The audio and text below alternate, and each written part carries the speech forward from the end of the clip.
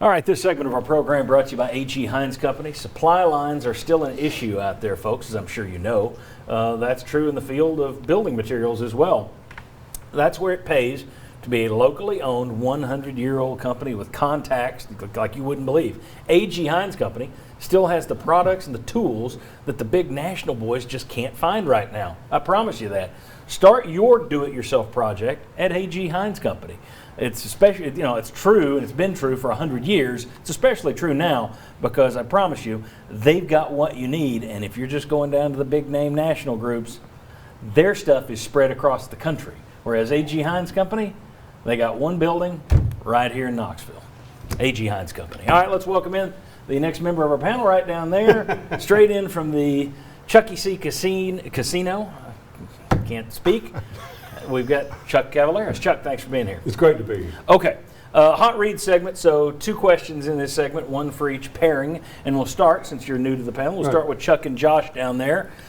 Let's go to the graphic. Which is the bigger concern, gentlemen? Here's what Tennessee did compared to Samford and Furman against Tennessee Tech on third downs. Samford, 38% on third downs. Furman, 39% on third downs. Tennessee, 30% on third downs versus Tennessee Tech. Is that the big concern, or is it take the quarterback rushing out of it, and here's what you get in terms of rushing yards. Samford, 3.5 yards per attempt. Furman, 3.6 yards per attempt. Tennessee, 3.8 yards per attempt. Much better. What's the bigger concern? The non-quarterback rushing attack or the lack of third down conversions? Well, I know you're not going to let me say both. That's correct. So I can't say both. But, when you're going down to Florida, I'm looking at that non-quarterback rushing yards because I don't think you can keep running your quarterback to get the yards. I mean, they're both a concern. I actually had, I might have been wrong, I had 5 of 14 on third down. And that you got to be doing something before then to give you a better chance. But you got to have a running back you can depend on. And here's what I saw yesterday with Florida. They were able to shut down the Alabama running attack. So do you think they'll be able to shut down Tennessee's? So, I think you got to have a running back that you can count on to get you some yards. Josh, third down's a run game. Yeah, I'm not going to say both. I'm just going to say yes. That's my answer. Chuck is right. Both offer a concern. I'll say the lack of running game because you need to run in this offense. This isn't a positive, but at least Josh Heupel has the mindset, 4th and short, let's go for it. I think that is the right kind of mindset to have. You don't want to be in that kind of spot, but you have to run in this offense, and they are struggling to do that consistently. I think one impacts the other. So I would I'm going to agree with you guys. I think it's a run game because if you're able to run, probably fewer third downs or easier third downs to convert. So, I think it's the run game, but neither of those are too impressive. And that's what we're talking about when you're playing a team that has been hammered by Samford and whipped by Furman, you should hammer and whip on your own, and I didn't think Tennessee did. All right, Jimmy and Will, bear with me here as we show you some numbers. I thought this was interesting. I went back and went through Pro Football Focus's numbers and went through some stat websites in terms of past numbers for past teams. And what I found was this is how Josh Heupel has used his quarterbacks in past years. The average depth of target for pass attempts, typically 11 or 12 yards. For Joe Milton, it's 16. All right, so he's throwing deeper and he's throwing more often. Now, Hendon Hooker is 5.7. It's in red because I don't have yesterday's updated numbers, okay? But he threw deeper yesterday, so I'm guessing that number is going to go up. All right, so let's say he's throwing deeper. I think that's clear. He's taking more deep shots here. In terms of the number of runs for his quarterback, he's running these guys more. He's running Milton more than any of these. And granted, some of these are sacks. You'd have to figure out some of these are sacks. And look at that average yards per attempt. You would say Tennessee is having more success. Well, I wonder if a lot of those were sacks, those previous places, because the average is so small.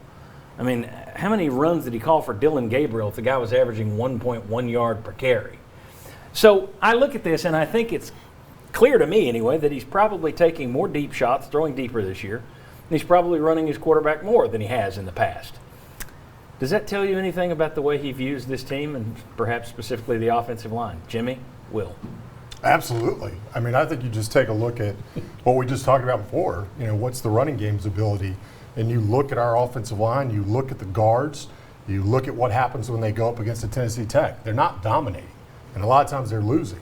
So I think you have to be concerned and say that his game plan right now is You know, the most important thing, I think they had different criteria at the beginning of the year. The most important thing right now is an athletic quarterback that can bring you the run game. That is what they need.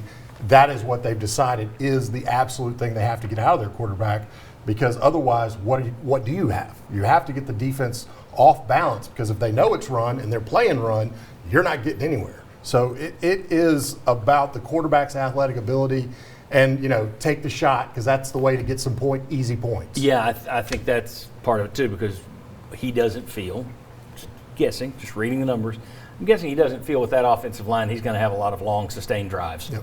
So we're going to take more deep shots than we've taken. Jimmy, your thoughts on what? I'm a little perplexed from this standpoint. I don't know that I'd be taking a whole lot of deep shots because that requires more time for my quarterback, and I don't have an offensive line that can protect him. On the flip side, I see taking the deep shots because you don't think you're going to have a 12 or 15 play drive. So I see a little bit of both in that, but I do think here's what I see in a lot of this too. You're asking your quarterbacks to run more because I think an athletic quarterback who can run can help your offensive line in your run game. Look at Josh Dobbs. I never thought Tennessee's offensive lines were that good. I think Dobbs made them look better. And I think that's what you're asking now your quarterbacks to do to make up for your inability to just line up and run at people. Well, I mean, we saw it just in yesterday's numbers. We've shown both already. As a team, you averaged 4.3 yards per carry yesterday. That includes quarterback runs. Without the quarterbacks in there, it's 3.8 yards. Well, that doesn't seem like a big number, but think about how it's skewed. That's a lot more carries for running backs than it is quarterbacks, and yet the quarterback brings it up a half yard by himself. It does show you that without the quarterbacks running, that whole run game at Tennessee comes to a pretty quick halt, which, you know, you go back to what we said when they ran for 300 yards against Bowling Green, and we said, do you buy that or sell that? And we sold that. In the Pittsburgh game, the numbers weren't very good either from the running backs. Yep. So and that'll be a question for later on. Did we jump the gun on the running backs after that first game? I think I did. When we come back, through 3 games, which position groups have exceeded expectations, have met expectations, have fallen below expectations? Our VFLs will join us for that. We've got a lot of previewing of the Florida game to come, a lot more rapid-fire questions. Come on back on the Sports Source.